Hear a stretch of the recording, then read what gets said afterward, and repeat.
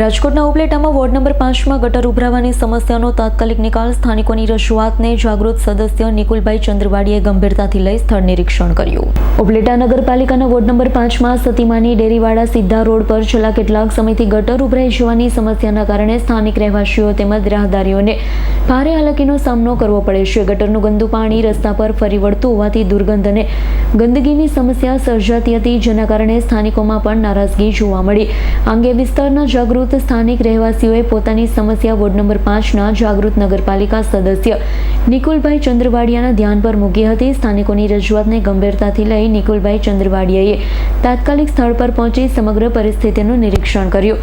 સ્થળ નિરીક્ષણ દરમિયાન ગટર ઉભરાવાની સમસ્યાનું કારણ જાણી તેને દૂર કરવા માટે જરૂરી કાર્યવાહી હાથ ધરવામાં આવી।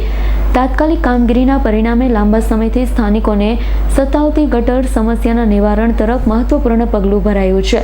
સ્થાનિક રહેવાસીએ પણ સદસ્ય નિકુલભાઈ ચંદ્રવાડિયાનો આભાર વ્યક્ત કરી જણાવ્યું હતું કે અમારી સમસ્યાની રજૂઆતને માત્ર સાંભળવામાં જ નહીં પરંતુ તાત્કાલિક સ્થળ પર જ આવી તેનું નિરીક્ષણ કરી ઉકેલ લાવવાની કામગીરી કરવામાં આવી છે તે પ્રશંસનીય છે। વોર્ડના નાગરિકોના પ્રશ્નોને પ્રાથમિકતા આપી સ્થળ પર જઈ સમસ્યાનું નિરીક્ષણ કરી ઝડપી ઉકેલ લાવવાની કામગીરીથી સ્થાનિકોમાં સંતોષની લાગણી જોવા મળી રહી છે।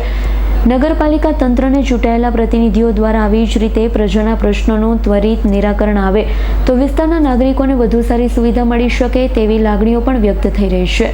ઉપરનો જે વિસ્તાર છે ને એના પાણીના નિકાસ માટે ગુંડુલ બાપુના વખતનો નાગનાથ ચોકથી આ શમશાન રોડ સુધી જે શમશાન રોડથી જે ગાધાના પાણી જે બુગદો જાય છે પાણીનો વરસાદી પાણી નિકાલ અને ગટરના પાણીનો ગંદા પાણી નિકાલ માટેનો બુગદો આવે છે। દર વખતે આ છે ને ચોમાસા પહેલાં જે કાઢવામાં આવતું હતું અને જેની અંદર કચરો હોય અને જે કાદવ જામી ગયો એ કાઢવામાં આવતો હતો।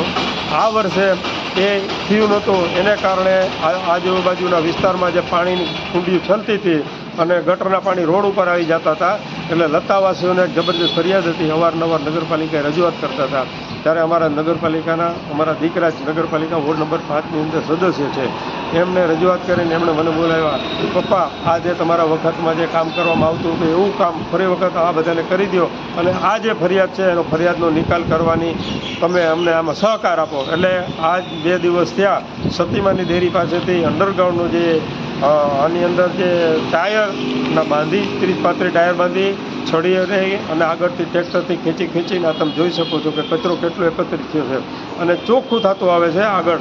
અને આ આજે અમારે આગળથી બાકી છે પણ એ પણ અમારો 5 દિવસનો કાર્યક્રમ છે। આખો મુદ્દો સાફ કરી અને આજે લતાવાસીઓની ફરિયાદ છે અને જે દુઃખી થાય છે એ દુઃખ દર્દ કરવાની અમારી એક મને એમ થયું કે અગાઉની આ આરોગ્ય શાખાની અંદર મેં આરોગ્ય અધિકારી ફરિયાદ નોકરી કરેલી છે અધિકારી તરીકે મારા આ જૂના એ પણ નિવૃત્ત થઈ ગયા છે અશોકભાઈ ડારિયા અને આજે અત્યારના સફાઈ કામદારો છે એને ખરેખર આખી ટીમ છે એને ધન્યવાદ આપું છું।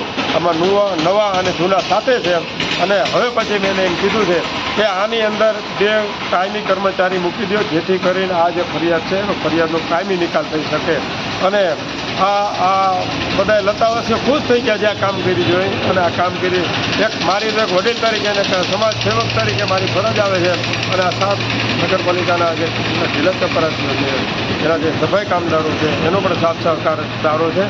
ધન્યવાદ। ખરેખર આ જે નિકાલ ફરિયાદ હતો એનો નિકાલ 5 દિવસમાં સંપૂર્ણ થઈ જશે। વિપુલ ધામેચાનો રિપોર્ટ S9 ન્યૂઝ ઉપલેટા। અમારી તમામ માહિતીથી અપડેટ રહેવા માટે જોડાયેલા રહો S9 ન્યૂઝ સાથે।